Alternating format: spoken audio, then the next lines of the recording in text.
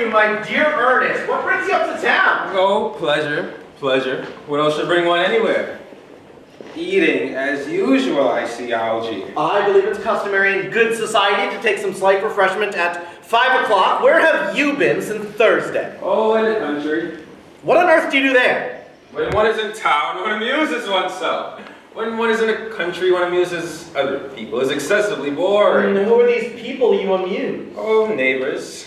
You got nice neighbors in your part of Shropshire. Perfectly horrid. Never speak to one of them. How immensely you must amuse them. Oh, by the way, Shropshire is your county, is it not? Say, Shropshire. Yes, of course. Why all these cups? Why cucumber sandwiches? Why such reckless extravagance in one so young? Who is coming to tea? Oh, merely Aunt Augusta and Gwendolyn. Perfectly delightful. That's all very well, but I'm afraid Aunt Augusta won't quite approve of your being here. May I ask why? My dear fellow, the way you flirt with Gwendolyn is perfectly disgraceful. It's almost as bad as the way Gwendolyn flirts with you. I am in love with Gwendolyn, and I've come up to town expressly to propose to her. I thought you'd come up for pleasure. I call that business. How utterly unromantic you are.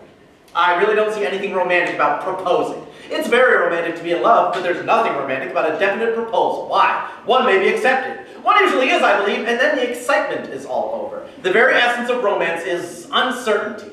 If I ever get married, I'll certainly try and forget the fact. I have no doubt about that there, Algie. The divorce court was specially invented for those whose memories are so curiously constituted. Oh, there's no use speculating on the subject. Divorces are made in heaven. Please don't touch the cucumber sandwiches. They're ordered specially for Aunt Augusta. Well, you've been eating them all the time. That's a very different matter. She's my aunt. Have some bread and butter. The bread and butter is for Gwendolyn. Gwendolyn is devoted to bread and butter. And very good bread and butter is too. My dear fellow, you need not eat as if you were going to eat at all. You behave as if you were married to her already. You're not married to her already, and I don't think you ever will be. Why on earth do you say that? My dear fellow, girls never marry the men they flirt with. Girls don't think it's right. Oh, that is nonsense. Besides, in the second place, it isn't. That is not nonsense at all.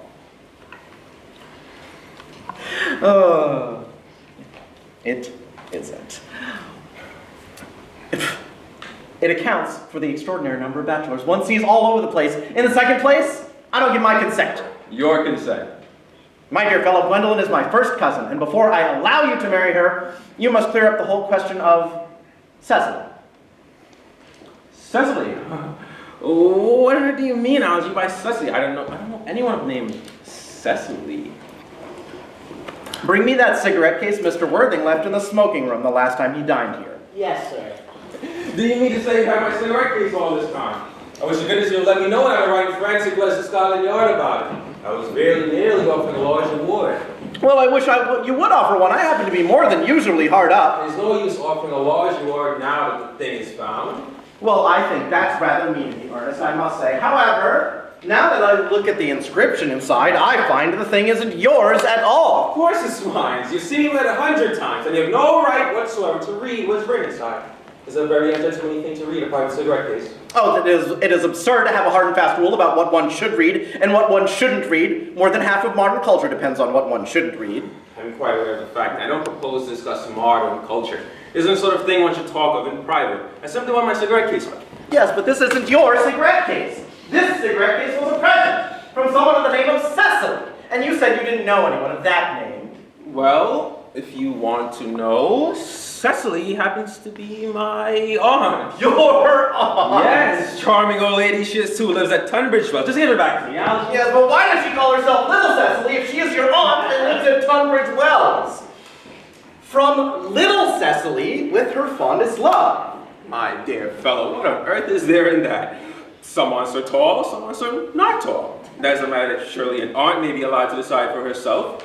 You know, you seem to think that every aunt should be exactly like your aunt. That is absurd. For heaven's sakes, give me back my cigarette case. Yes, but why does your aunt call you her uncle? From Little Cecily with her fondest love to her dear Uncle Jack.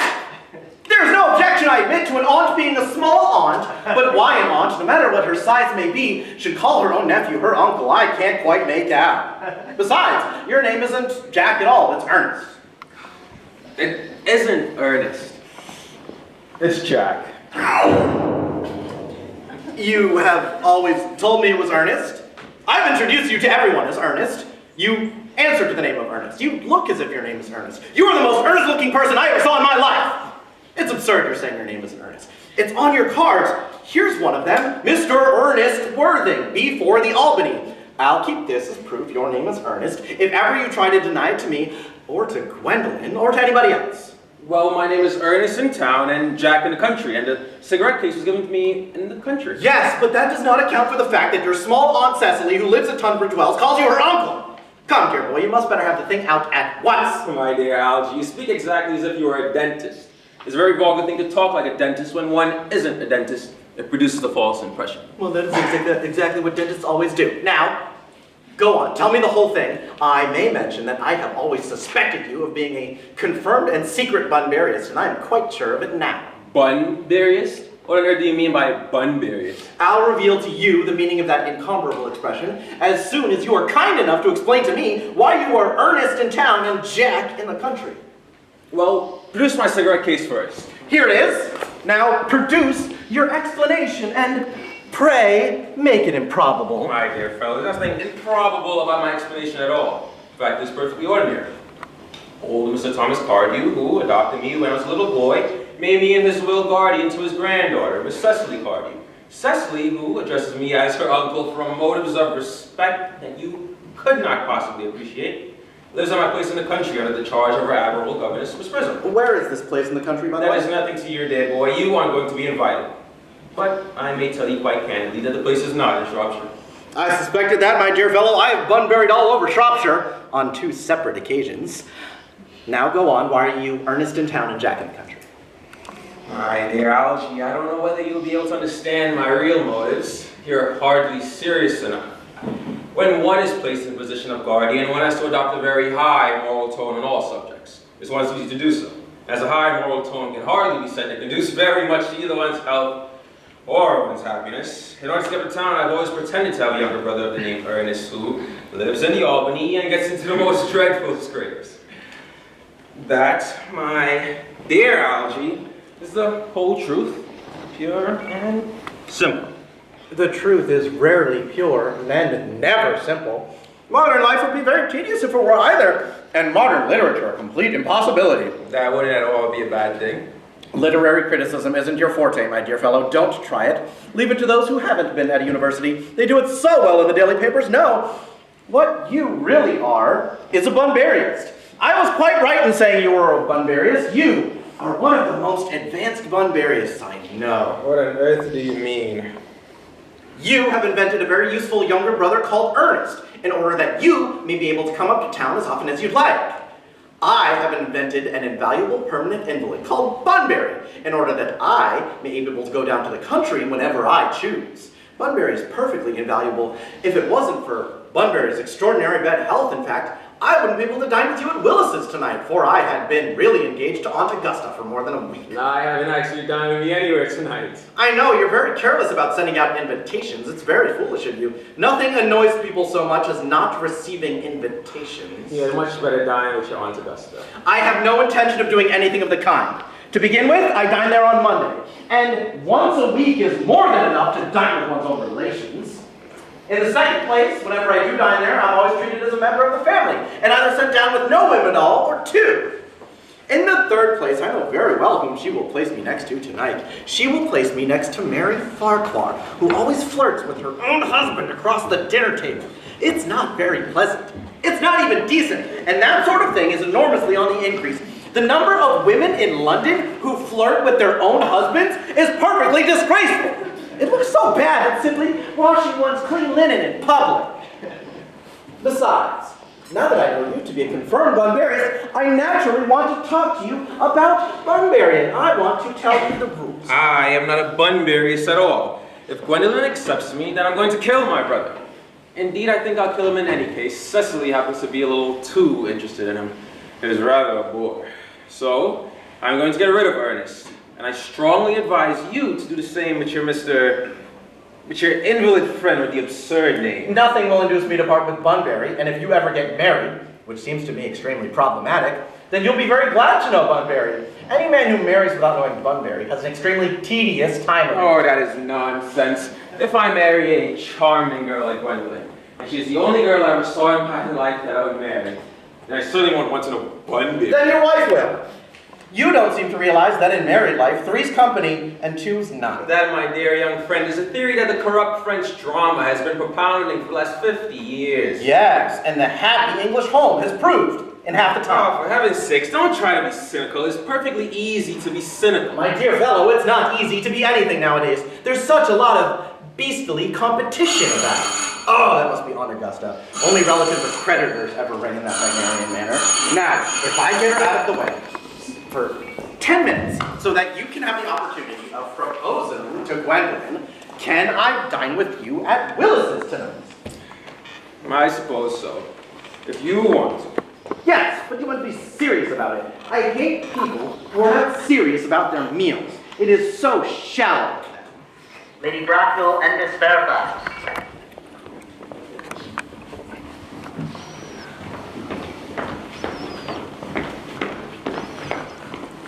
Good afternoon, dear Algernon. I hope you are behaving very well. I'm feeling very well, Aunt Augusta. That's not quite the same thing. In fact, the two things rarely go together. Dear me, you are smart. I'm always smart, aren't I, Mr. Worthing? You are quite perfect, Miss Fairfax. Oh, I hope I am not that. It would leave no room for developments. And I plan to develop in many directions. I'm so sorry if we are a little late, Algernon. I was obliged to call on dear Lady Harbury. I hadn't been there since her poor husband's death. I never saw a woman so altered.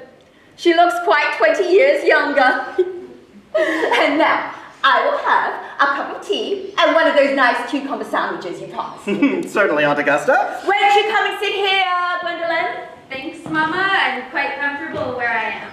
Good heavens! Lane, why are there no cucumber sandwiches? I ordered them specially.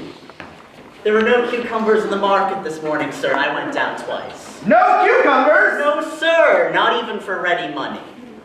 That'll do, Lane. Thank you, sir. I'm terribly distressed at there being no cucumbers, Aunt Augusta, especially for not even ready money. It doesn't really matter, Algernon. I had some pumpkin with Lady Harbury, who seems to me to be living entirely for pleasure now. I hear her hair has turned quite gold with grief. Oh, it certainly has changed color. From what cause, I of course cannot say. Thank you. Now, I've quite a treat for you tonight, Algernon. I'm going to send you down with Mary Farquhar. Such a nice woman and so attentive to her husband. It's delightful to watch them.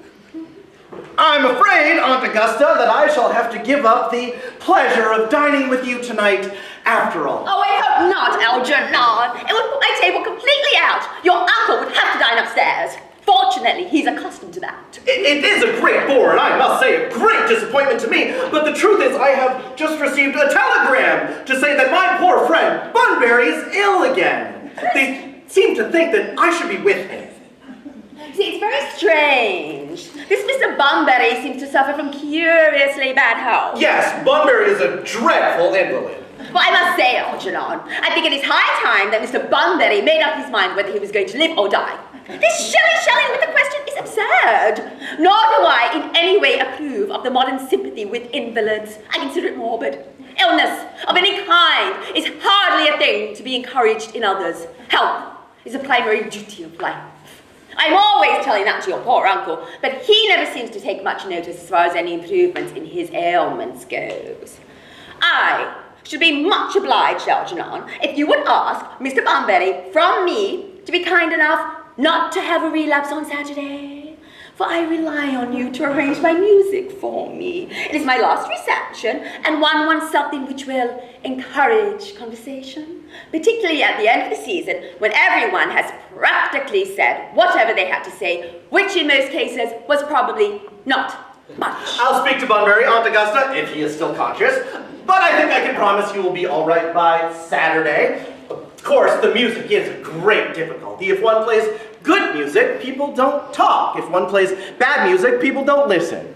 But I'll run over the program I've drawn out for you if you will kindly join me in the next room for a moment. Thank you, Algernon. It's most thoughtful of you. I'm sure the program will be delightful after a few expurgations. French songs, I cannot possibly allow. People always seem to think that they are improper and look shocked, which is vulgar, or laugh, which is worse. But German sounds a thoroughly respectable language. And indeed, I believe it is so. Gwendolyn, you will accompany me. Certainly, Mama.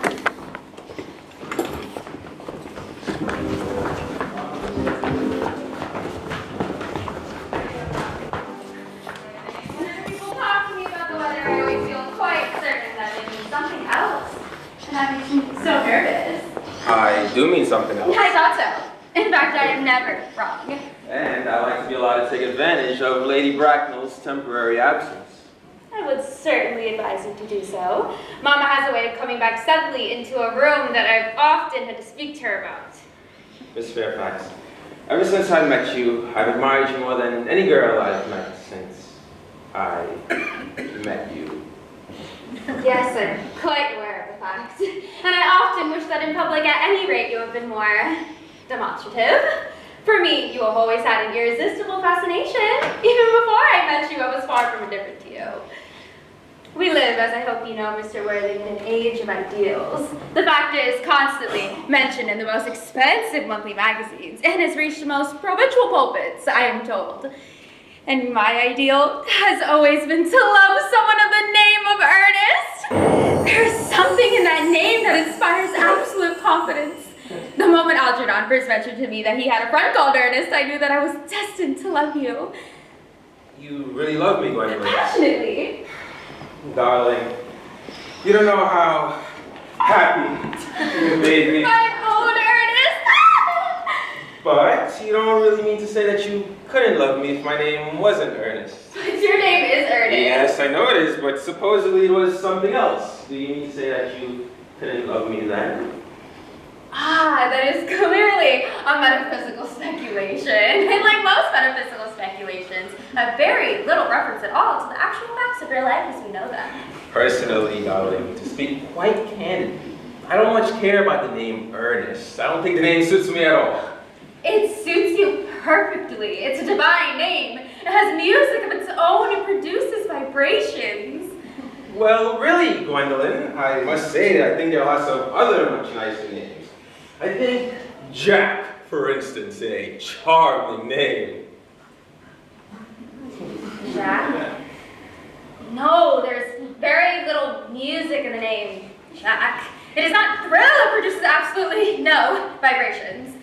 Besides, Jack is a notorious domesticity for John.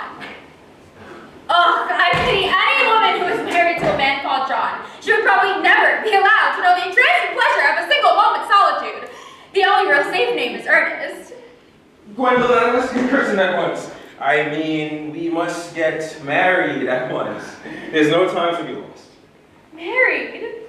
Mr. Worthing! Well, surely you know that I love you, and you've led me to believe, Miss Fairfax, that you aren't entirely indifferent to me either.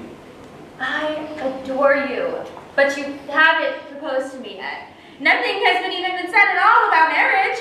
The subject has not even been touched on. Well, may I propose to you now? I think it'd be an admirable opportunity, and to spare you any possible disappointment, Mr. Worthing, I think it is only fair to tell you quite frankly beforehand that I'm fully determined to accept you.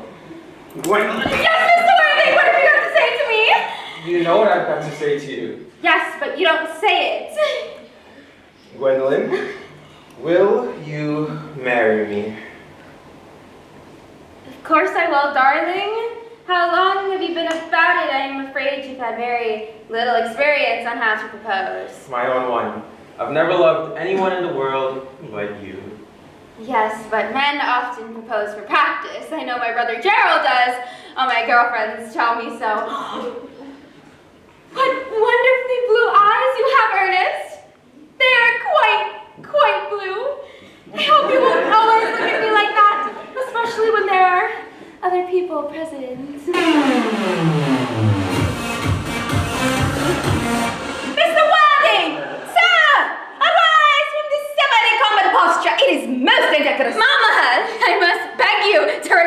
this is no place for you. Besides, Mr. Worthing is not quite finished yet. Finished what, may I ask? I am engaged to be married to Mr. Worthing, Mama. Pardon me, you are not engaged to anyone. When you do become engaged to someone, I, or your father, his health permitting, will inform you of the fact. An engagement should come on a young girl as a surprise. Pleasant, or unpleasant as the case may be. It is hardly a matter she could be allowed to arrange for herself. And now, I have some questions to put to you, Mr. Worthing. While I make my inquiries, you, Gwendolyn, will wait for me below in the carriage. Mama, in the carriage, Gwendolyn. Gwendolyn! Carriage! Certainly, Mama.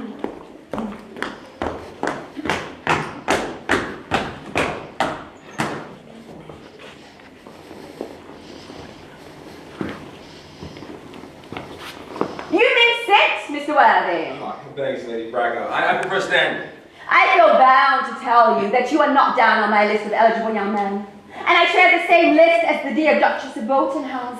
We work together, in fact. However, I am willing to enter your name if your answers prove to be what a really affectionate mother requires. Do you smoke? Well, I must admit I do smoke. Oh, I'm glad to hear of it. A man should always have an occupation of some kind. There are far too many idle men in London as it is. How old are you? 29. Very good age to be married at. I am of the opinion that a man who desires to get married should know everything or nothing. Which do you know? I know nothing, Lady Bracknell. I'm pleased to hear it. I do not approve of anything that tampers with the natural ignorance. Ignorance is like a delicate, exotic fruit. Touch it, and the bloom is gone. The whole theory of modern education is radically unsound. Fortunately, in England at any rate, education produces no effect whatsoever. If it did, it would prove to be a serious danger to the upper classes and most likely result in acts of violence in Grosvenor Square. What is your income? Between 7,000 and 8,000 a year. Land or investments? Investments chiefly. That is satisfactory. What? Between the duties expected of one during one's lifetime and the duties exacted of one after one's death, land has ceased to be either a profit or a pleasure. It gives one position, but prevents one from keeping it up. That's all that's to be said about land. Well, I own a country house with some land attached to it, of course. About 1,500 acres, I believe. But I don't rely on that for my real income. In fact, as far as I can make out, the poachers are the only real people who make anything of it. A country house? How many bedrooms? No. That matter can be decided later. You have a townhouse, I hope. A girl with a simple, unspoiled nature like Gwendolyn could hardly be expected to reside in the country. I own a house in Belgrave Square, but it is let by the year to Lady Bloxham. Of course, I can get it back whenever I like, at 6 months' notice. Lady Bloxham, I don't know her. She goes about very little. She is a lady considerably advanced in years. That is no guarantee of respectability of character nowadays. What number Belgrave Square? 149. The unfashionable side. I thought there was something. Well, that can be easily altered. Do you mean the fashion or the side? Both, if necessary, I presume. What are your politics? I'm afraid I have none. I'm a liberal unionist. Oh, those kind of Tories. They dine with us. Oh, come in the evening at any rate. Now, on to minor matters. Are your parents living? I have lost both my parents. Both. Mr. Worthing, to lose one parent could be regarded as a misfortune. But to lose both just looks like carelessness. I mean, really, who is your father? Evidently he was a man of some wealth. Was he born into what the radical papers call the purple of commerce? Or did he rise from the ranks of the aristocracy? I'm afraid I really don't know. The fact is, Lady Bracknell, I said I had lost both of my parents. It would be nearer the truth to say that my parents seem to have lost me. I don't actually know who I am by birth. I was found. Found. Yes, the late Mr. Thomas Cardew, an old gentleman of a very charitable and kindly disposition, found me and gave me the name of Worthing because he happened to have a first-class ticket for Worthing in his pocket at the time. Worthing is a place in Sussex, it's a seaside resort. And where did this charitable gentleman, with a first-class ticket to the seaside resort, find you? In a handbag. A handbag? Yes, Lady Bracknell, I was in a handbag, a somewhat large, black leather handbag with handles to it. An ordinary handbag, in fact. And in what locality did this Mr. James or Thomas Cardew come upon this ordinary handbag? In the cloakroom of Victoria Station. It was given to him in mistake for his own. The cloakroom of Victoria Station. Yes, the Rhine line. The ladies of Ontario! Mr. Worthing, I confess I am somewhat bewildered by what you have just told me. To be born, or at any rate bred, in a handbag, whether it had handles or not, seems to me to display a contempt for the very ordinary decencies of family life, which remind one of the worst excesses of the French Revolution. And I presume you know what that unfortunate movement led to. As for the particular locality in which the handbag was found, a cloakroom at a railway station may serve to hide a social indiscretion. Indeed, it has probably before now been used for that purpose. But it could hardly be regarded as an assured basis for a recognized position in good society. Well, may I ask you, what would you advise me to do then? Needless to say, I'll do anything in the world to ensure Gwendolyn's happiness. I would strongly advise you, Mr. Worthing, to try and acquire some relations as soon as possible, and to make a definite attempt, at any rate, to produce at least one parent of either sex before the season is quite over. Well, I don't see how I could possibly manage to do that. I could produce a handbag at any moment. It's in my dressing room at home. I really think I should satisfy you, Lady Bracknell. Me? What has it to do with me?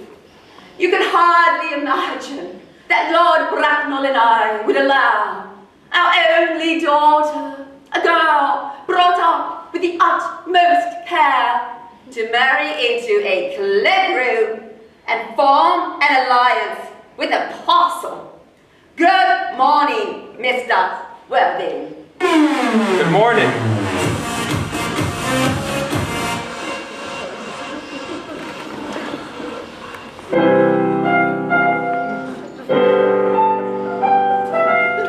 For goodness sakes, Algy, don't play that ghastly tune. How idiotic you are.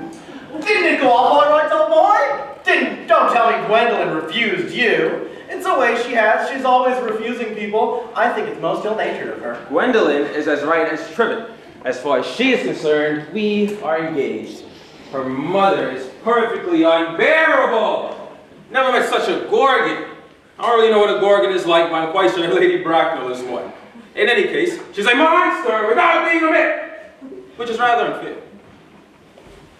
I beg your pardon, Algy. I suppose I shouldn't talk about your own aunt that way before you. My dear fellow, I love hearing my relations abused. It's the only thing that makes me put up with them at all. Relations are simply a tedious pack of people who haven't the remotest knowledge of how to live, nor the slightest instinct about when to die. Oh, that is nonsense. It isn't. I won't argue with you about the matter. You always want to argue about things. That's what things were originally made for. Upon my word, if I thought that, I'd shoot myself. You don't think there's any chance of Gwendolyn becoming like her mother in about 150 years, do you, Algy? All women become like their mothers. That is their tragedy. No man does, that's his. Is that clever? It's perfectly phrased, and quite as true as any observation in civilized society should be. Oh, I'm sick to death of cleverness. Everybody nowadays is clever. You can't go anywhere without meeting clever people. The thing has become a public nuisance. I wish to goodness we had a few fools left. We have I should extremely like to meet them. What are they talking about? the fools? Oh, about clever people, I suppose. What fools? Oh, by the way, did you tell Gwendolyn the truth about your being Earnest in town and Jack in the country? The truth isn't quite the sort of thing one tells to a nice, sweet, refined girl. What extraordinary ideas you have about the way to behave to a woman. The only way to behave to a woman is to make love to her, if she is pretty. And to someone else, if she is plain. Oh, that is nonsense. What about your brother? What about the profligate, Ernest? Oh, before the end of the week, I shall have gotten rid of him. I'll say he died in Paris of apoplexy. Lots of people die of apoplexy quite suddenly, don't they? Yes, but it's hereditary, my dear fellow. It's the sort of things that runs in families. You much better off saying a severe chill. Are you sure a severe chill is not hereditary or anything of the kind? Of course it isn't. Very well then. My poor brother Ernest was carried off suddenly in Paris by a severe chill.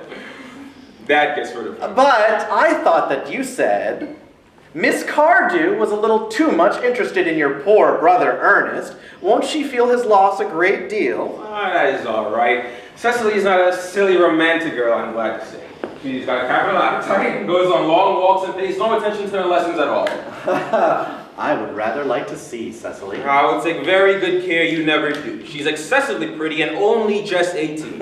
Have you told Gwendolyn that you have an excessively pretty ward who is only just 18? One doesn't blurt these things out to people. Cecily and Gwendolyn are perfectly certain to be extremely great friends. I bet you anything you like, half an hour after they've met, they'll be calling each other sister. Women only call each other that after they have called each other a lot of other things first. Now, my dear fellow, if we want to get a good table at Willis's, we really must go and dress. Do you know it's very nearly 7? It's always barely nearly 7. Well, I'm hungry. I never knew you when you weren't. What shall we do after dinner? Go to the theater? Oh no, I hate talking. Well, let us go to the club. Oh no, I loathe listening. Well, let us trot down to the Empire Tech. Oh no, I can't bear to look at things. It is so silly. Well, what shall we do then? Nothing. It's awfully hard work doing nothing. I don't mind hard work, I suppose, when there's no definite purpose of any kind. Miss Fairfax. Gwendolyn, upon my word. Algie, I have something very particular to say to Mr. Worthing. Gwendolyn, I really don't think I can allow this. Algie, you always adopt a strictly immoral attitude toward life? You're not quite old enough to do that. My own darling. Ernest, we may never be married. From the expression on Mama's face, I fear we never shall. Few parents nowadays pay any regard to what their children say to them. The old-fashioned respect for the young is fast dying out, and whatever influence I had over Mama, I lost at the age of 3. But although she may prevent us from becoming man and wife, and I may marry someone else, and very often, nothing that she can do can alter my eternal devotion to you! Dear Gwendolyn. The story of your romantic origin has related to me, my Mama, with unpleasing comments, has actually stirred the deeper fibers of my nature. Your Christian name has an irresistible fascination. The simplicity of your character makes you exquisitely incomprehensible to me. Your town address at the Albany I have. What is your address in the country? The Manor House, Wilton, Hertfordshire. There's a good postal service, I suppose. It may be necessary to do something desperate. That, of course, will require serious consideration. Dear Gwendolyn. How long do you remain in town? Until Monday. Good. Algie, you may turn around now. Thanks, I've turned round already. You may also ring the bell. Will you let me see you to your carriage, my darling? Certainly. I'll see Miss Fairfax out. Yes, sir. A glass of cherry, lady. Yes, sir. Lady. Cecily? Cecily. Show me such a utilitarian occupation as watering the flowers rather more duty than yours? Especially at the moments where intellectual pleasures await you. Your German grammar is on the table. Pray open the text, page 15. We will repeat yesterday's lesson. But I don't like German. It isn't an old becoming language I know perfectly well, but I look quite plain after my German lesson. Child, you know how anxious your guardian is that you should try to improve yourself in every way. Indeed, he laid particular stress on your German when he was leaving for town yesterday. He always laid particular stress on your German when he is out of town. Dear Uncle Jack is so very serious. Sometimes he is so serious that I think he can not be quite well. Cecily, your guardian enjoys the best of health, and its gravity of demeanor is especially to be commended. In one so comparatively young as he is, I know no one who has a higher sense of duty or responsibility. I suppose that is why he often looks a little bored when we three are together. Child, you surprise me. Mr. Worthing has had many troubles throughout his life.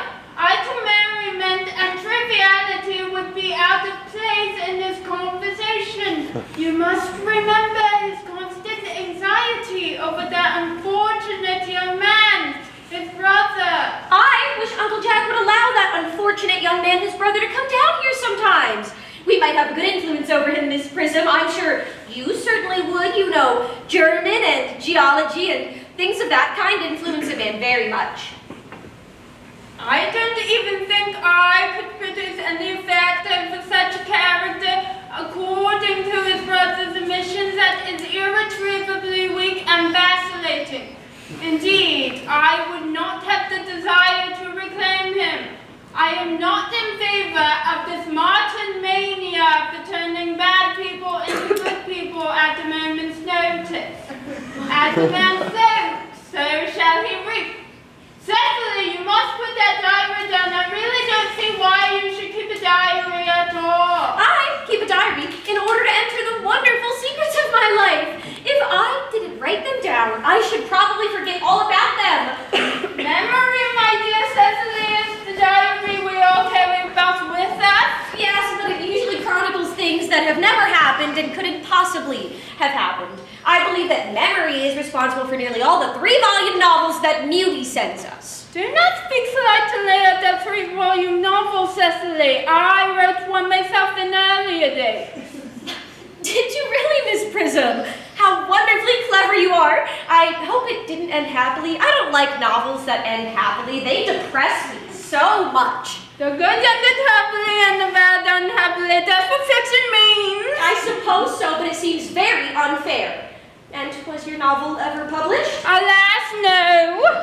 My manuscript was unfortunately abandoned. I used other senses of the word, such as lost or mislaid. To what child, these speculations are profitless. But I see dear Dr. Chasuble coming up through the garden. Dr. Chasuble, this is indeed a pleasure. And how are we this morning? Miss Prism, you are, I trust, well? Miss Prism has just been complaining of a slight headache. I think it would do her so much good to have a short stroll with you in the park, Dr. Chasuble. Certainly, I had not mentioned anything about having a headache.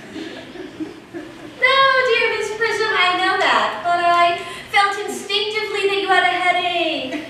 Indeed, I was thinking about that, and not about my German lesson when the rector came in. I hope, Cecily, you are not inattentive. Oh, I am afraid I am. That is strange. Were I fortunate enough to be Miss Prism's pupil, I would hang upon her lips.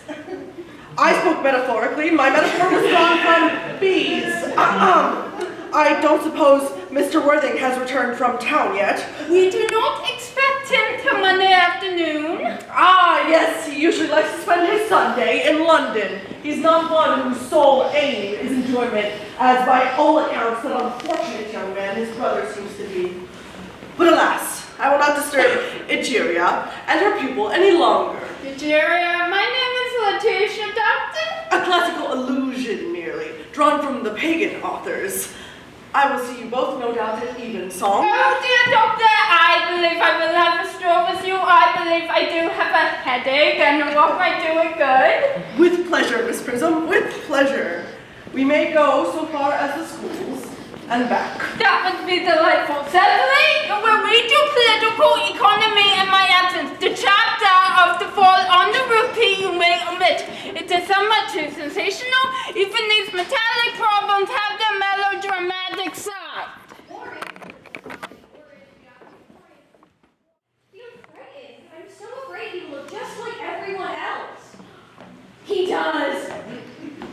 You are my little cousin Cecily, I'm sure.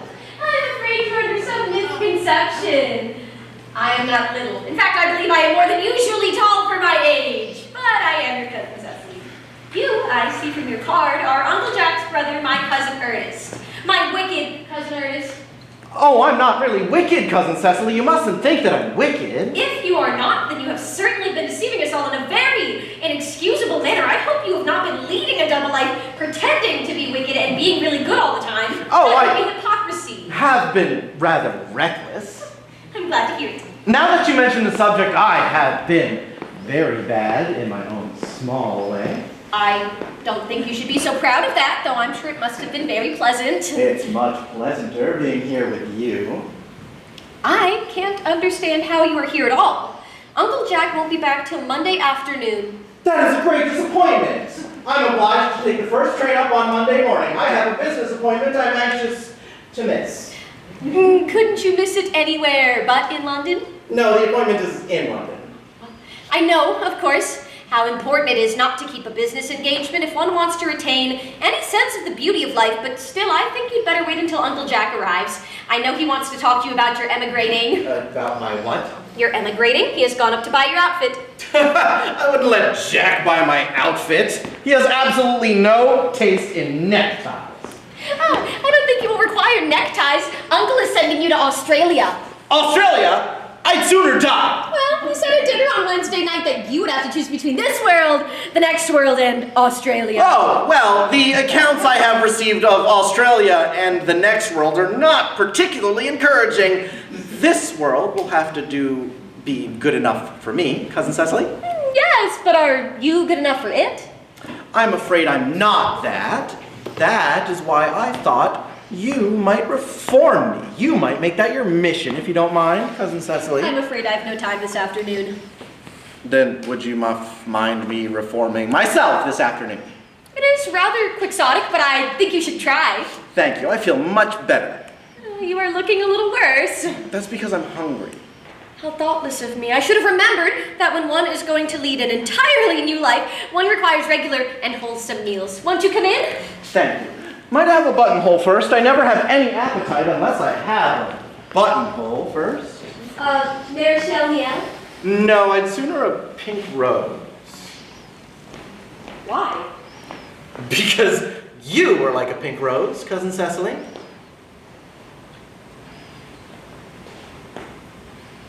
I don't think it can be right for you to talk to me like that. Miss Prism never says such things to me. Then Miss Prism is a short-sighted old lady. You are the prettiest girl I ever saw. Miss Prism says that all good looks are a snare. They are a snare that every sensible man would love to get caught in. Oh, I don't think I would care to catch a sensible man. I shouldn't know what to talk to him about.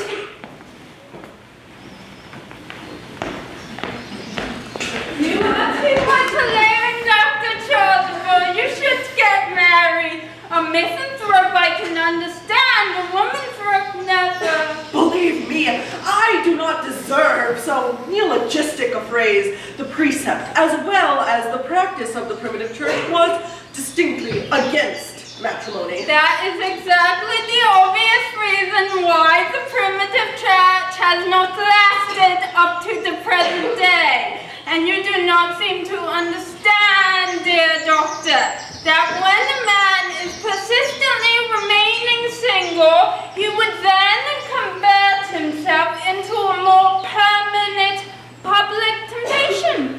Men should be more careful. This very celibacy leads weaker vessels astray. But is a man not equally attractive when married? No married man is ever attractive except to his wife. And often I've been told, not even to her. Those are the intellectual sympathies of the woman. Maturity is to be depended on. Ripeness is to be trusted. Young women are green. Miss Prism, I was speaking horticulturally. My metaphor was drawn from fruit. But where is Cecily? Perhaps she followed us to the schools.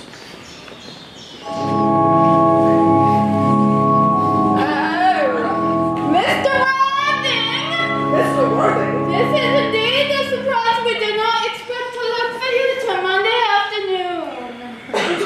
sooner than I expected. Dr. Chasuble, I hope you're well. Dear Mr. Worthing, I hope this garb of woe does not betoken some terrible calamity. My brother. What a shameful death and extravagance. Still leading his life of pleasure. Dead. Your brother Ernest dead? Quite dead. It's a lesson for him. I trust he will profit by it. Mr. Worthing, I offer you my sincere condolence. You have at least the consolation of knowing you are always the most generous and forgiving of brothers. Poor Ernest. He had many faults, but this is a sad, sad blow. Very sad indeed. Were you with him at the end? No, he died abroad, in Paris, in fact. I received a telegram last night from the manager of the Grand Hotel. Was the cause of death mentioned? A severe chill, it seems. As a man sows, so shall he reap. Charity, Miss Prism, charity. None of us are perfect. I myself am peculiarly susceptible to drafts. Will the interment take place here? No, he expressed a desire to be buried in Paris. In Paris? That hardly points to any very serious state of mind at the last. You would no doubt wish me to make some slight allusion to that tragic domestic affliction next Sunday. My sermon on the meaning of the manna in the wilderness can be adapted to any occasion, joyous or, as in the present case, distressful. I have preached it at harvest celebrations, christenings, confirmations, on days of humiliation, and festal days. The last time I delivered it was in the cathedral as a charity sermon for the Society of the Prevention of Discontent among the Upper Orders. The bishop, who was present, was quite struck by some of the allusions I drew. Ah, that reminds me. You mentioned christenings, I think, Dr. Chasuble. I suppose you're not a christener, right? I mean, you are continually christening, aren't you? That is, I regret to say, one of the most constant duties in this parish.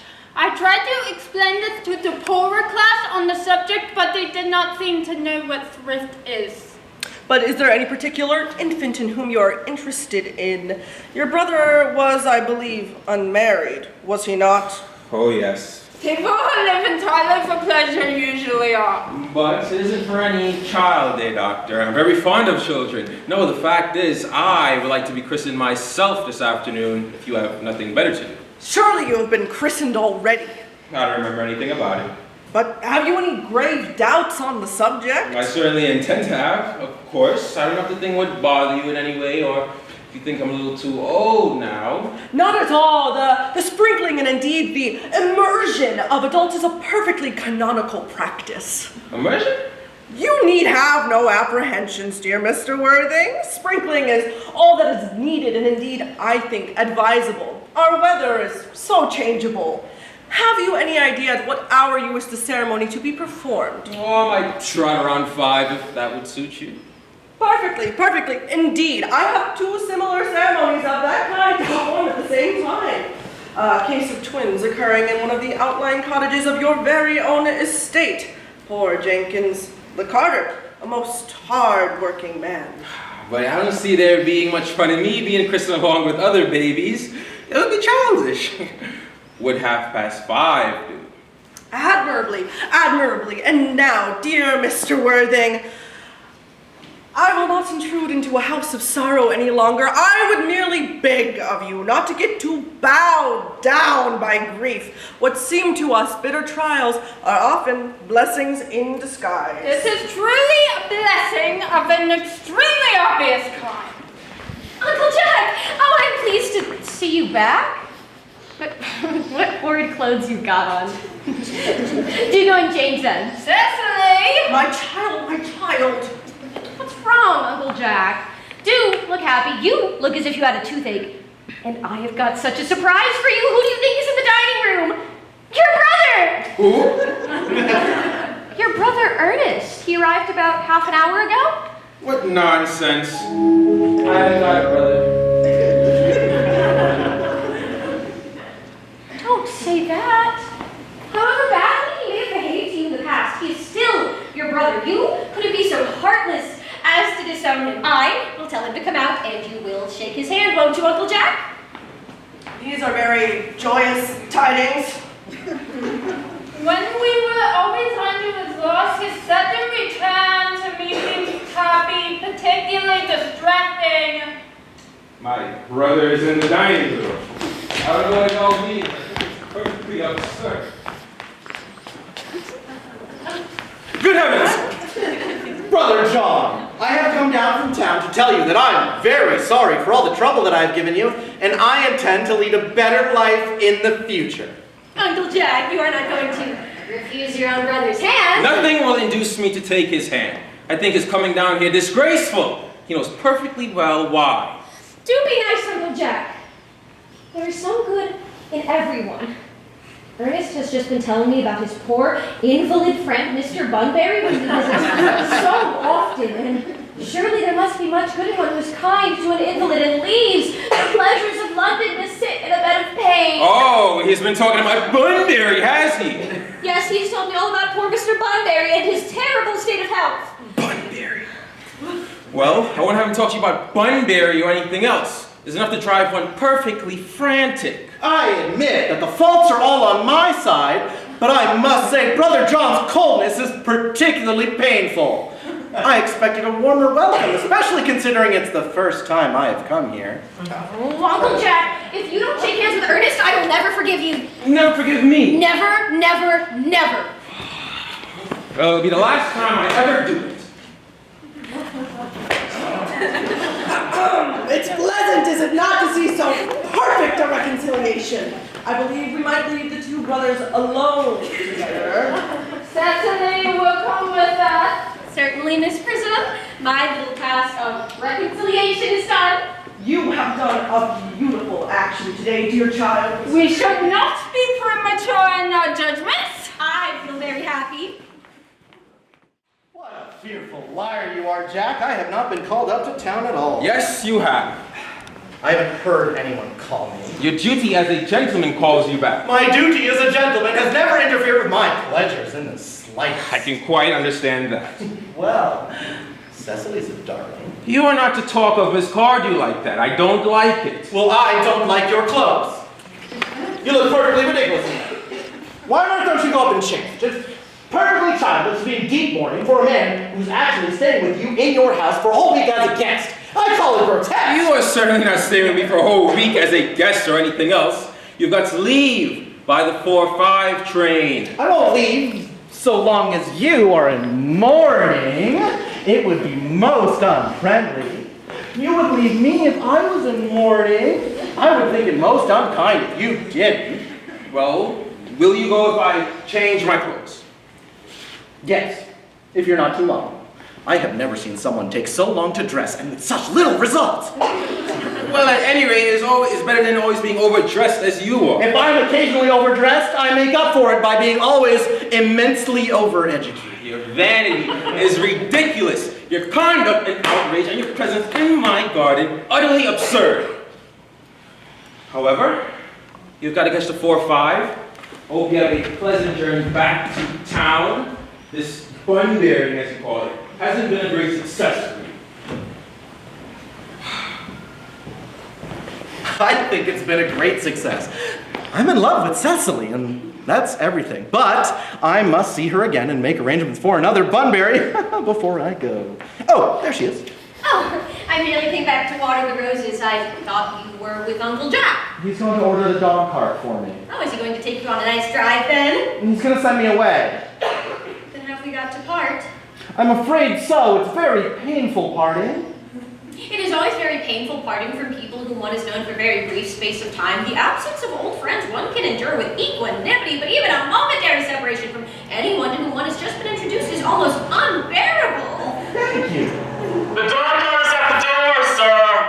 It can wait, Merriman, for 5 minutes. Yes. Uncle Jack would be very annoyed if he knew you were staying on till next week at the same hour. Oh, I don't care about Uncle Jack. I don't care about anyone in the whole world except for you. I love you, Cecily. You will marry me, won't you? You silly boy! Of course. Why We've been engaged for the last 3 months. 3 months? Yes, it will be exactly 3 months on Thursday. But how did we become engaged? Well, ever since dear Uncle Jack first confessed to us that he had a younger brother who was very wicked and bad, you of course have formed the chief topic of conversation between myself and Miss Prism, and of course a man who's much talked about is always very attractive. One feels there must be something in him after all. I dare say it was foolish of me, but I fell in love with you, Ernest. Darling, and when was the engagement actually settled? On the 14th of February last. Worn out by your entire ignorance of my existence, I determined to end the matter one way or the other. And after a long struggle with myself, I accepted you under this dear old tree here. The next day, I bought this little ring in your name, and this is the bangle with the true lover's knot I promised you always to wear. I gave you this? Oh, that's very pretty, isn't it? Oh yes, you've wonderfully good taste, Ernest. It's the excuse I've always given for your leading such a bad life. And this is the little box in which I keep all your dear letters. But my dear Cecily, I have never written you any letters. You need hardly remind me of that, Ernest! I remember only too well that I was forced to write your letters for you. I wrote always 3 times a week, and sometimes oftener. You will let me read them, won't you, Cecily? No, I couldn't possibly. They would make you far too conceited. The 3 you wrote me after I had broken off the engagement are so beautiful and so badly spelled that even now I can hardly read them without crying a little. But was our engagement ever broken up? Of course it was. On the 22nd of last March. You can see the entry if you'd like. Today I broke off my engagement with Earnest. I feel it is better to do so. The weather still continues charming. What had I done, Cecily? I had done nothing at all. I am very much hurt indeed to hear you broke off our engagement, especially when the weather was so charming. It would have hardly been a really serious engagement if it hadn't been broken off at least once. But I forgave you before the week was out. What a perfect angel you are, darling. You dear romantic boy. I hope your hair curls naturally, does it? Yes, darling. With a little help from others. I'm so glad. You won't break off our engagement again, will you, Cecily? I don't think I could break it off now that I've actually met you. Besides, of course, there's a question of your name. Of course! You must not laugh at me, darling, but it had always been a girlish dream of mine to love someone whose name was Earnest. There's something in that name that seems to inspire confidence. I pity any poor married woman whose husband is not called Earnest.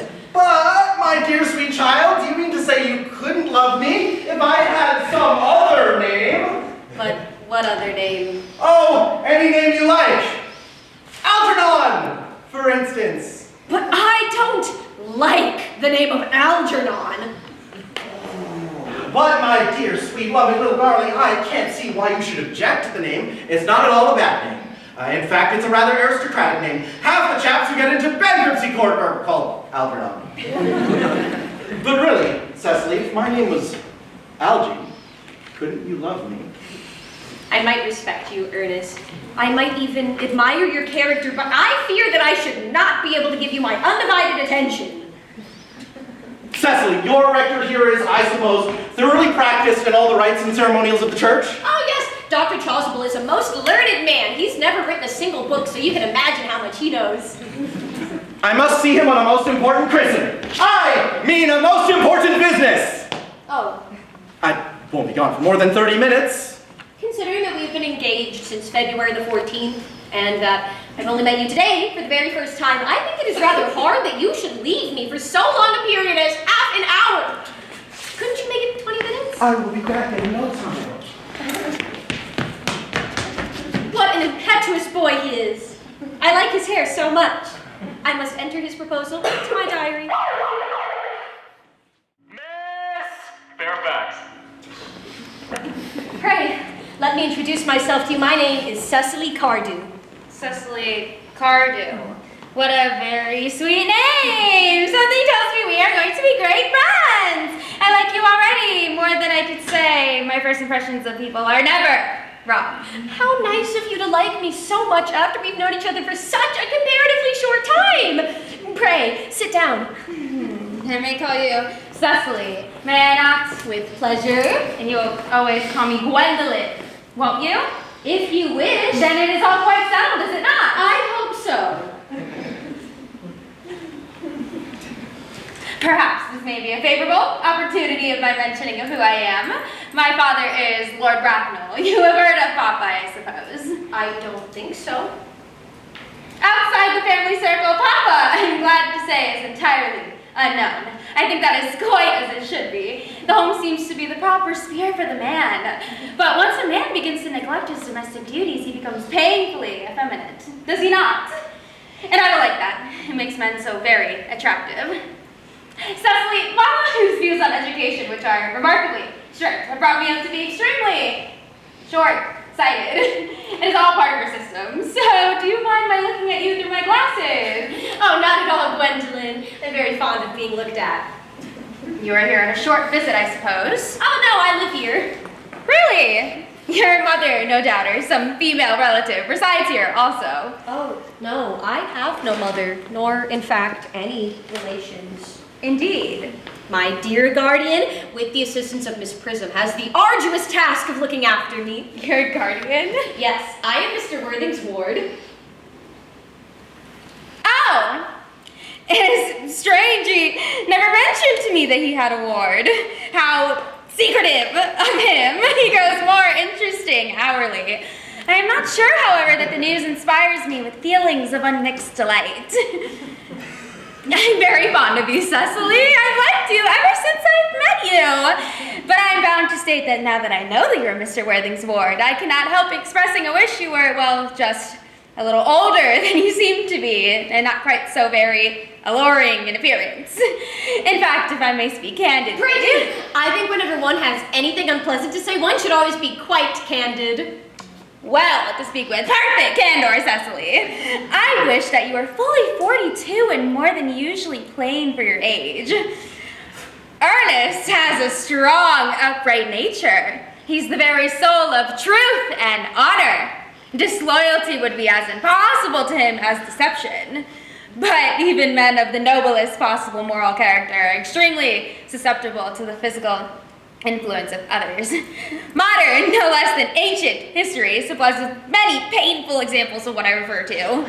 If it were not so, indeed, history would be quite unreadable. I beg your pardon, Gwendolyn. Did you say Ernest? Yes. Oh, but it is not Mr. Ernest Worthing who is my guardian. It is his brother, his elder brother. Ernest never mentioned to me that he had a brother. I'm sorry to say they have not been on good terms for a long time. Ah, that accounts for it. And now that I think of it, I have never heard of any man mention his brother. The subject seems distasteful to most men. Cecily, you have lifted a load off of my mind. I was growing almost anxious. It would have been terrible if any cloud had come across a friendship like ours. Would it not? Of course, you are quite sure that it is not Mr. Ernest Worthing who is your guardian. Quite sure. In fact, I'm going to be his. I beg your pardon? My dearest Gwendolyn, I see no reason to make a secret of it to you. Our little county newspaper is sure to chronicle the fact next week. Mr. Ernest Worthing and I are engaged to be married. My darling Cecily, I think there must be some slight error. Mr. Ernest Worthing is engaged to me. The announcement will appear in the Morning Post on Saturday at the latest. I'm afraid you're under some misconception. Ernest proposed to me exactly 10 minutes ago.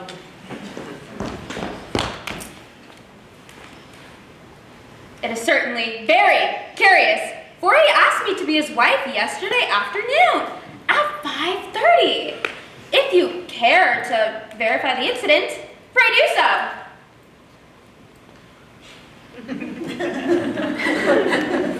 I never travel without my diary. One should always have something sensational to read in the train. I am so sorry, dear Cecily, if it is any possible disappointment to you, but I'm afraid I have the prior claim. It would distress me more than I can tell you, dear Gwendolyn, if it caused you any mental or physical anguish, but I feel bound to point out that since Ernest proposed to you, he has clearly changed his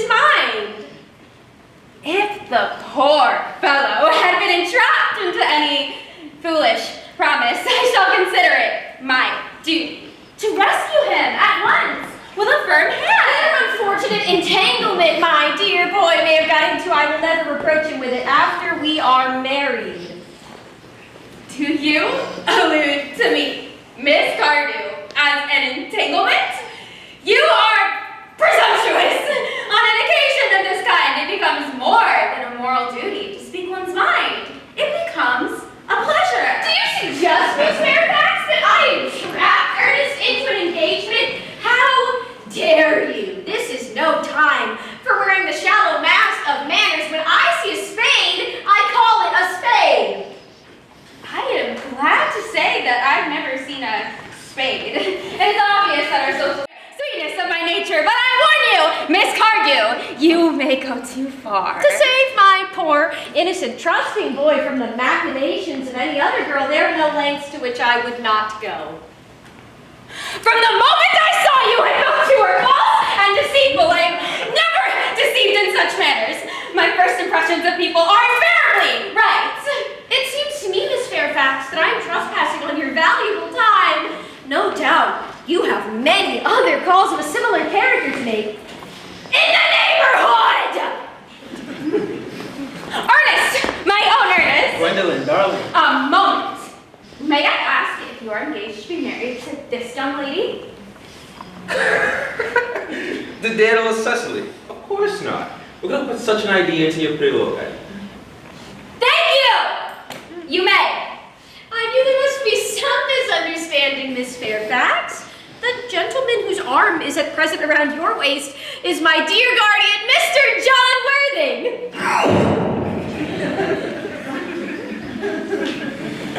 I beg your pardon. This is Uncle Jack. Jack? Oh.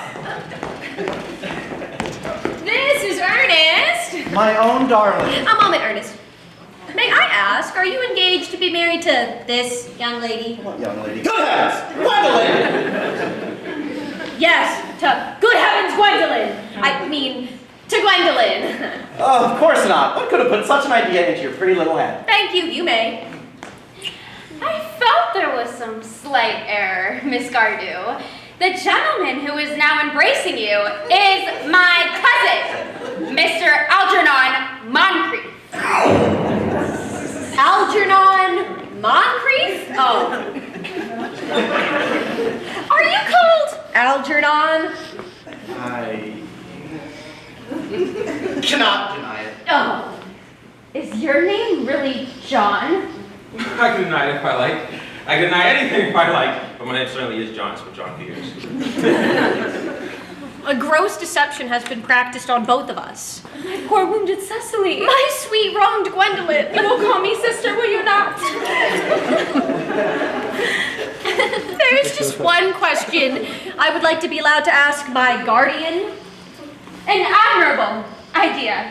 Mr. Worthing, I have just one question I would like to be permitted to put to you. Where is your brother Ernest? We are both engaged to be married to your brother Ernest, so it is a matter of importance to us to know where your brother Ernest is at present. Gwendolyn, Cecily, it is very painful for me to be forced to speak the truth. It's the first time in my life that I've been reduced to such a painful position. I'm really quite inexperienced in doing anything of the kind. However, I will tell you both quite frankly that I have no brother Ernest. That I have no brother at all, and I have not the smallest intention of having one in the future. No brother at all? No. Have you never a brother of any kind? Never, not even of any kind. I am afraid that it is quite clear, Cecily, that neither of us are engaged to be married to anyone. It is not a very pleasant position for a young girl suddenly to find herself in, is it? Let us go into the house. They would hardly venture to come after us there. No, men are so cowardly, aren't they?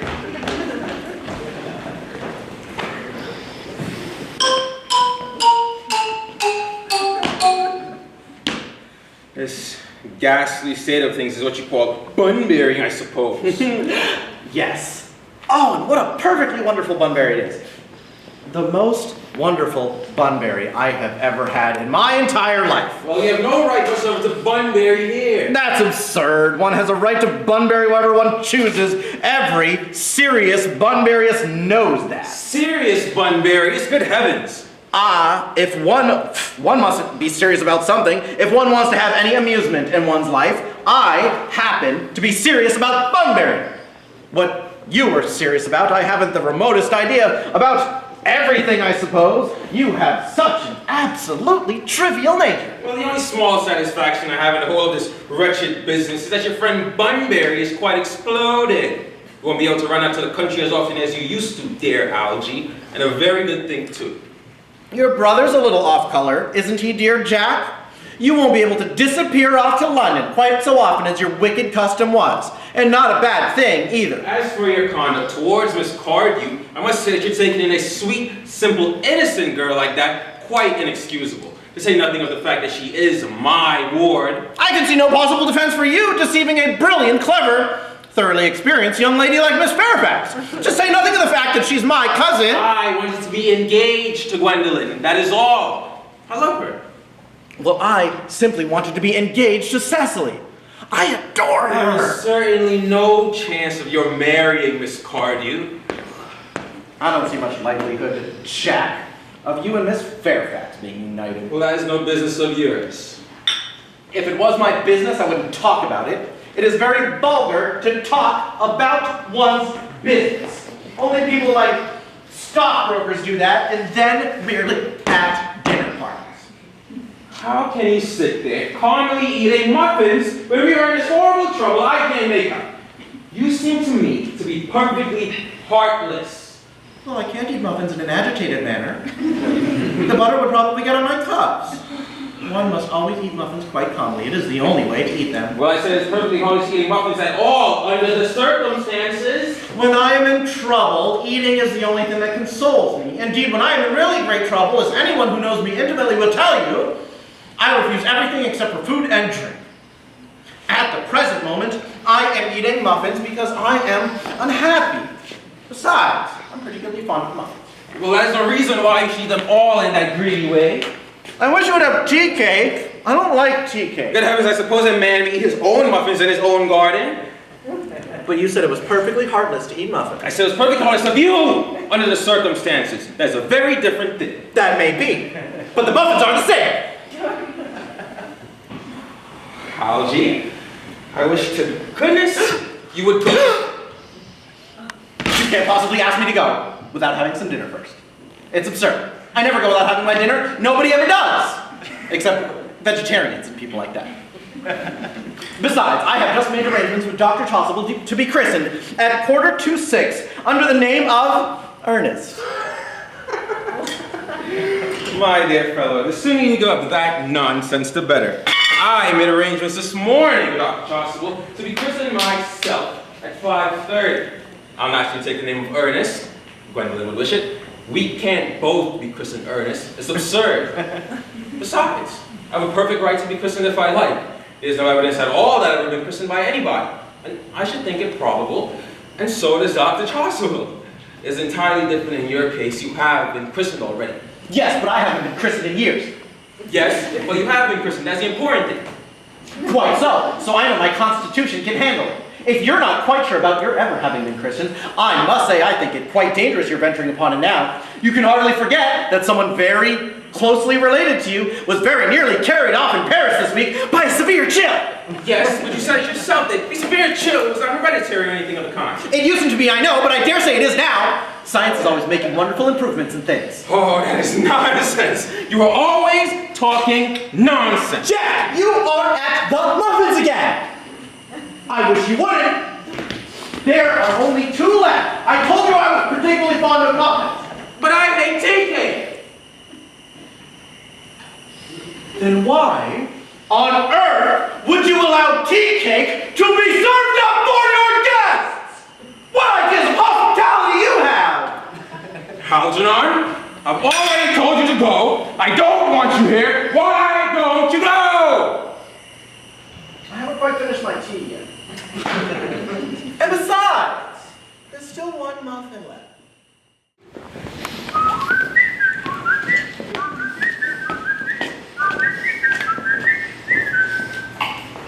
dignified silence seems to produce an unpleasant effect. A most distasteful one. But we will not be the first to speak. Certainly not. Mr. Worthing, I have something very particular to put to you. Much depends on your reply. Gwendolyn, your common sense is invaluable. Mr. Moncrief, kindly answer me the following question. Why did you pretend to be my guardian's brother? In order that I might have the opportunity of meeting you. That seems to be a satisfactory explanation, does it not? Yes, dear. If you can believe him. I don't. But that does not affect the wonderful nature of his answer. True. In matters of grave importance, style, not sincerity, is the vital thing. Mr. Worthing, what explanation can you offer me for pretending to have a brother? Was it in order that you might have the opportunity of coming up to town to see me as often as possible? Can you doubt that, Miss Fairfax? I have the gravest doubts upon the subject, but I intend to crush them. This is not the time for German skepticism. Their explanations appear to be quite satisfactory, especially Mr. Worthing's. That seems to have the stamp of truth upon it. I am more than content with what Mr. Moncrief has said. His voice alone inspires one with absolute credulity. But do you think we should forgive them? Yes. I mean, no. True. There are principles at stake that one cannot surrender. Which one of us should tell them?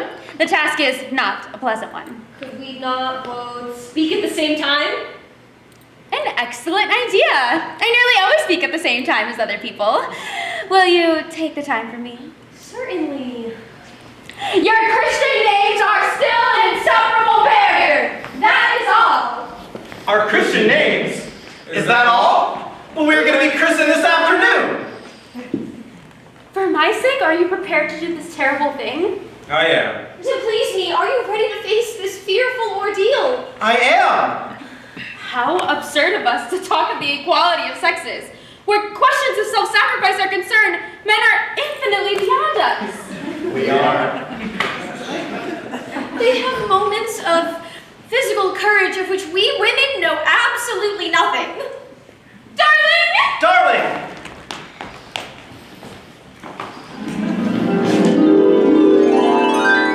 Ahem! Ahem! Lady Bracknell.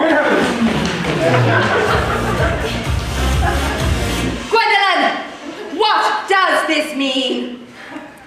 Merely that I am engaged to be married to Mr. Worthing, Mama. Come here, sit down. Sit down immediately. Hesitation of any kind is a sign of mental decay in the young, of physical weakness in the old. Appraised, sir, of my daughter's sudden flight by her trusty maid, whose confidence I purchased by means of small coin. I followed her at once by a luggage train. Her unhappy father is, I'm glad to say, under the impression that she's attending a more than usually lengthy lecture by the University Extension Scheme on the influence of permanent income on thought. I do not propose to undeceive him. In fact, I've never undeceived him on any question. I would consider it wrong. But of course, you clearly understand that all communication between yourself and my daughter must cease immediately from this moment, on this point, as indeed on all points I am firm. I am engaged to be married to Gwendolyn, Lady Bracknell. You are nothing of the kind, sir. And now, as regards Algernon. Algernon! Yes, Aunt Augusta? May I ask, is it in this house that your invalid friend, Mr. Bunbury, resides? Oh, no. Bunbury doesn't reside here. Bunbury is somewhere else at the moment. In fact, Bunbury is dead. Dead? When did Mr. Bunbury die? His death must have been extremely sudden. Oh, I killed Bunbury this afternoon. I mean, poor Bunbury died this afternoon. What did he die of? Bunbury? Oh, he was quite exploded. Explain. Was he the victim of a revolutionary outrage? I did not know that Mr. Bunbury was interested in social legislation. If so, he is well punished for his morbidity. My dear Aunt Augusta, I mean, Bunbury was found out. The doctors found out that Bunbury could not live. That is what I mean. Therefore, Bunbury died. He did seem seem to have a great confidence in the opinion of his physicians. However, I am glad that he made up his mind at the last to some definite course of action and acted under proper medical advice. And now that we have finally got rid of this Mr. Bunbury, Mr. Worthing, may I ask you, who is this young person whose hand my nephew Algernon is holding in what seems to me to be a peculiarly unnecessary manner? That lady is Miss Cecily Cardew, my ward. I am engaged to be married to Cecily, Aunt Augusta. I beg your pardon. Mr. Moncrief and I are engaged to be married, Lady Bracknell. I do not know if there is anything peculiarly exciting in the air of this particular part of Hertfordshire. But the number of engagements that go on seems to me to be considerably above the proper average that statistics have laid down for our guidance. I do not think some preliminary inquiry on my part would be out of place. Mr. Worthing, is Miss Cardew at all connected with any of the larger railway stations in London? I merely asked for information.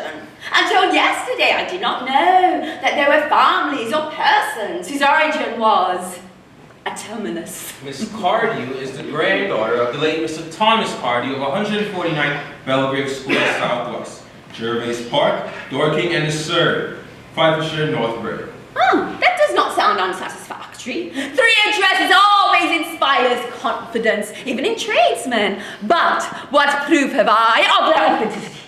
I carefully preserved the court guides of the period. They are open to your inspection, Lady Bracknell. I have known there to be strange errors in that publication. Miss Cardew's family solicitors are Messrs. Markby, and Markby. Markby. A firm of the very highest position in their profession. Indeed, I have been told that one of the Mr. Markbys can occasionally be seen at dinner parties. So far, I am satisfied. How extremely kind of you, Lady Bracknell. Also have in my possession, you'll be pleased to hear, certificates of Miss Cardew's birth, baptism, working off registration, vaccination confirmation, and the measles for the German and English writing. A life filled with incident, I see, although perhaps somewhat too exciting for a young girl. I myself am not in favor of premature experiences. Come, Gwendolyn, the time approaches for our departure. We have not a moment to lose. As a matter of form, Mr. Worthing, I better ask you, does Miss Cardew have any little fortune? No, only about £130,000 in the funds. That is all. Goodbye, Lady Bracknell. So pleased to have seen you. A moment, Mr. Worthing. £130,000 and in the funds. Miss Cardew seems to me to be a most attractive young lady now that I look at her. So few girls of the present day have any really solid qualities. Any of the qualities that last and improve with time. We live, I regret to say, in an age of surfaces. Come here, dear. Pretty child. Your dress is so sadly simple.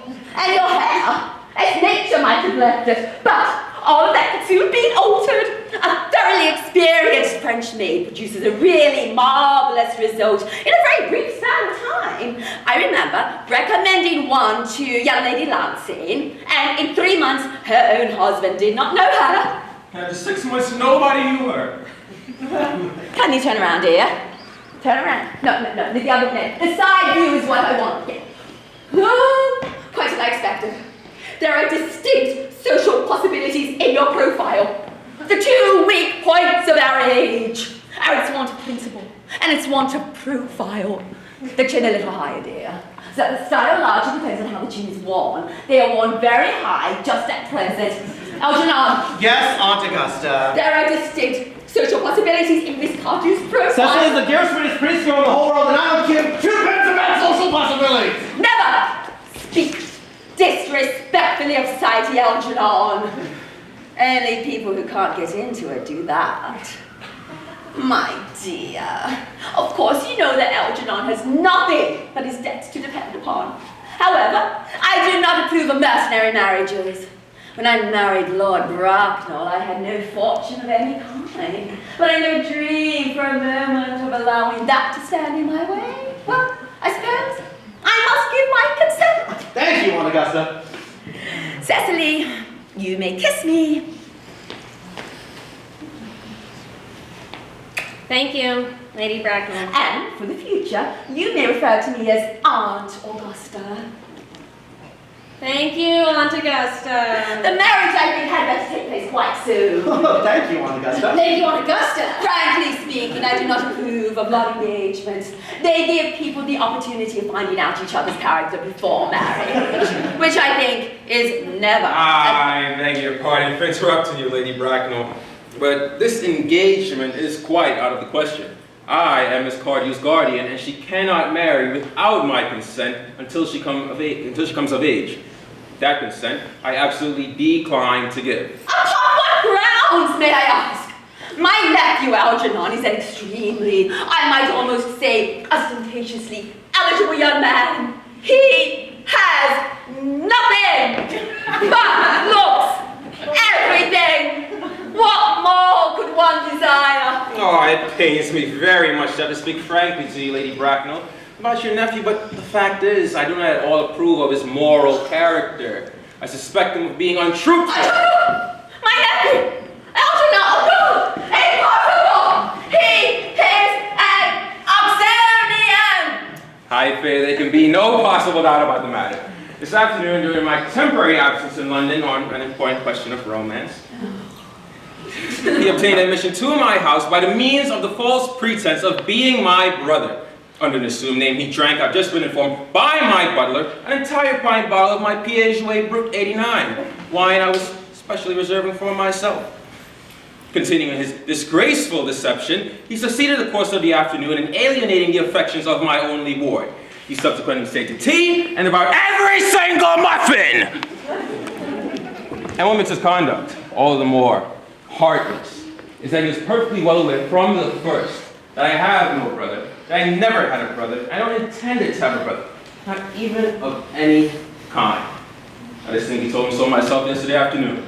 Miss Worthy, after much careful consideration, I have decided to entirely overlook my nephew's conduct to you. Oh, how very generous of you, Lady Bracknell. But my own decision on the matter, however, remains unalterable.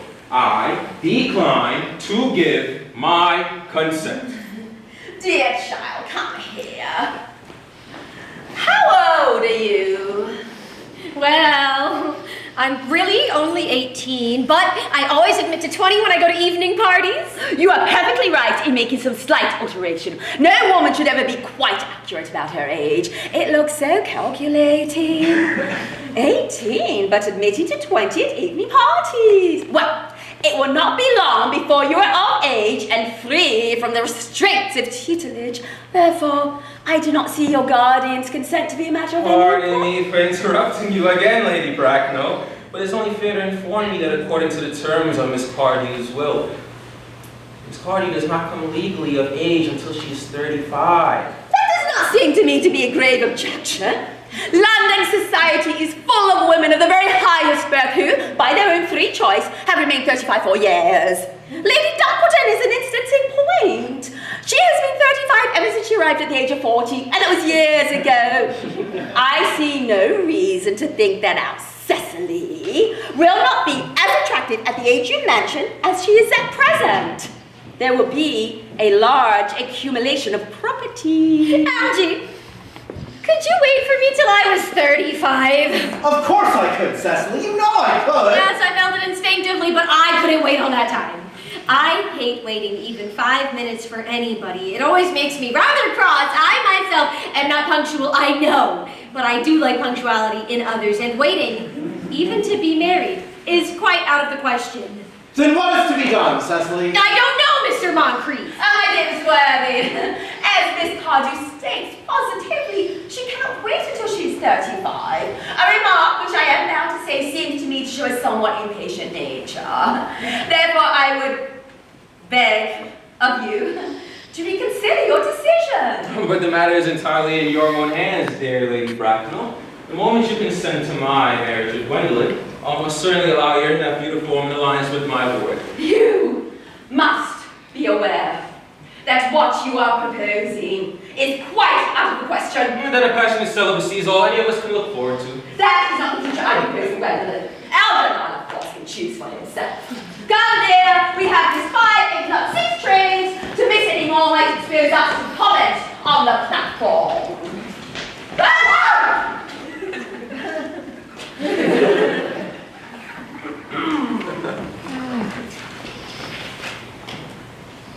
everything is quite ready for the christening. The christenings! Sir!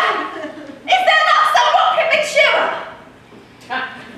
Both these men have expressed desire for immediate baptism. And their age. The idea is grotesque and irreligious. Algernon, I forbid you to be baptized. I will not hear such excesses. Lord Bracknell would be extremely displeased if he knew that that was how you wasted your time and money. Am I to understand, then, that there are to be no christenings at all this afternoon? I don't think that as things are now, Dr. Chasuble, it would be of much practical value to either of us. I am grieved to hear such sentiments from you, Mr. Worthing. They savor of the heretical views of the Anabaptists, views which I have refuted in 4 of my unpublished sermons. However, as your present mood seems to be that peculiarly secular, I will return to church at once. Indeed, I have just been informed by the pew opener that for the past hour and a half, Miss Prism has been waiting for me in the best... Yes, Did I hear you mention Miss Prism? Yes, Lady Bracknell, I was just on my way to meet her. Pray, allow me to detain you for a moment. This matter could prove to be of vital importance to Lord Bracknell and myself. Is this Miss Prism a female of repellent aspect, remotely connected to education? She is the most cultivated of ladies and the very picture of respectability. It is obviously the same person. May I ask, what position does she hold in your household? I am a celibate, madam. Miss Prism has been for the last 3 years Miss Cardew's esteemed governess and valued companion. In spite of what I hear, I must see her at once. Let her be sent for! She is coming, she is nigh. I was told you were expected me in the vestry, dear Canon. I was waiting there for an hour and 3/4. Prism! Prism, come here, Prism! Where is that baby? 28 years ago, Prism, you left Lord Bracknell's house at 104 Upper Grosvenor Street in charge of a preambulator that contained a baby of the male sex. You never returned. A few weeks later, through the elaborate investigation of the Metropolitan Police Force, the preambulator was discovered at midnight, standing by itself in a remote corner of Bayswater. It contained a 3-volume manuscript for a novel of more than usually revolting sentimentality. But the baby was not there! Where is that baby? Lady Bracknell, I admit for shame that I do not know, but I wish I did. The plain facts of the case are these. On the morning that you mentioned, a day which has forever rendered in my memory, I was prepared as usual to take the baby out of his perambulator. I had with me a somewhat old but capacious handbag, in which I intended to place my manuscript, a work of fiction I had written in my few unoccupied hours. But in my mental abstraction, a day for which I can never forgive myself, I deposited the manuscript into the bassinet and the baby in the handbag. What did you do with the handbag? You're not the biggest worthy. Miss Prism, this is a matter of no small importance. I insist on knowing what did you do with the handbag? It's in the cloakroom in one of the larger railway stations in London. Which railway station? Victoria! The Brighton line! I must retire to my room at once. Gwendolyn, wait here for me? If it is not too long, I will wait for you here all my life. Lady Bracknell, have you any idea what's going on? I dare not even suspect Dr. Charles Paul. I need hardly tell you that families of high position, strange coincidences are not supposed to occur. They are hardly considered the thing. Uncle Jack seems strangely agitated. Your guardian has a very emotional nature. This noise is extremely unpleasant. It sounds as if he was having an argument with someone. I dislike arguments of any kind. They are always vulgar and often convincing. It has stopped now!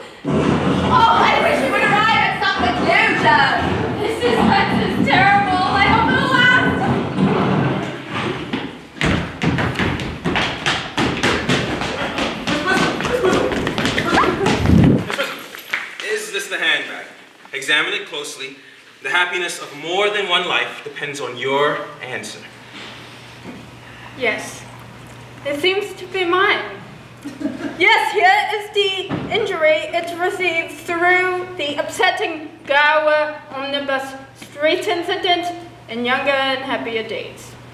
And here is the stain on the lining where it received the temperance beverage explosion that occurred in Leamington.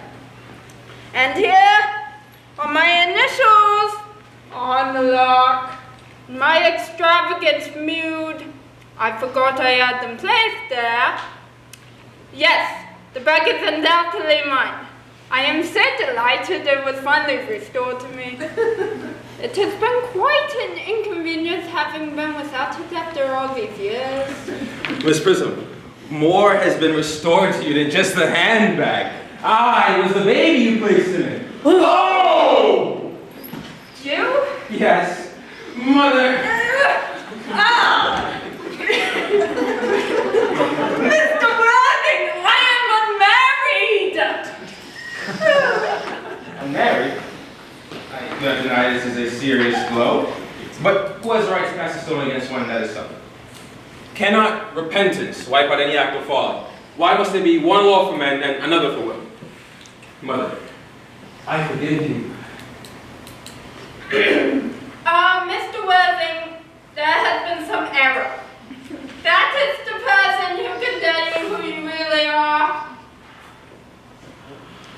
Lady Bracknell, I hate to seem inquisitive, but can you kindly inform me who I am? I am afraid that the news I have will not altogether please you. You are the son of my poor sister, Mrs. Moncrief, and consequently, Algernon's elder brother.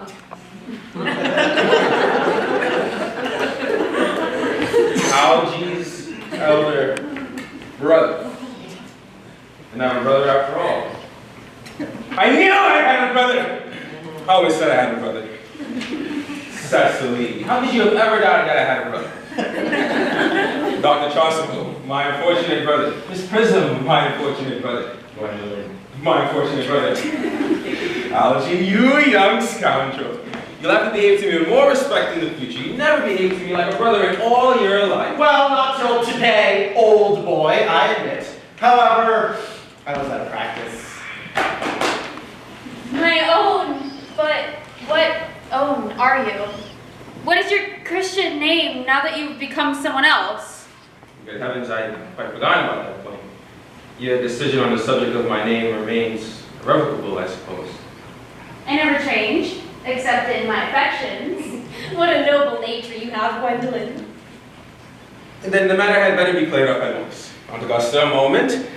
At the time when Miss Prism left me in the handbag, had I been christened already? Every luxury that money could buy, including christening, had been lavished on you by your fond and doting parents. And I was christened after all. That is settled, but what name was I given? Let me know the worst. Being the eldest son, you were naturally christened after your father. Yes, but what was his Christian name? And not at the present moment recall what the general's Christian name was. But I have no doubt he had one. He was eccentric, but that was in the later years, and mostly the result of the Indian climate, marriage, indigestion, things of that kind. Algy, couldn't you recall what our father's Christian name was? My dear fellow, we were never even on speaking terms. He died before I was a year old. His name would appear in the direction of the period, I suppose, Aunt Augusta. The general was essentially a man of peace, except in his domestic life. However, I have no doubt that his name would appear in any of the military directories. The army list of the last 40 years in here. These delightful records should have been my constant study. Here you go. M. Generals, Malum, Maxbaum, Mob. What ghastly names they have. Markby, Migsby, Mobbs, Moncrief. Lieutenant 1840, Captain, Lieutenant Colonel, General 1869, Christian names, Earnest, John. Gwendolyn, I've always told you that my name was Earnest, didn't I? Well, it's Earnest after all. I mean, it is naturally Earnest. Yes, I do remember that that the General's Christian name was Ernest. I knew I had a particular reason for disliking that name. Ernest? My own Ernest? I knew from the first you could have no other name. Why, oh Lord, it is a terrible thing for a man to find out that all his life he's been speaking nothing but the truth. Can you forgive me? I can, for I feel that you are true to change. Why, oh Lord. Letitia? Frederick, at last! Cecily, at last. Gwendolyn, at last. My nephew, you seem to be displaying signs of triviality. On the contrary, Aunt Augusta, I for the first time in my life realized the vital importance of being earnest.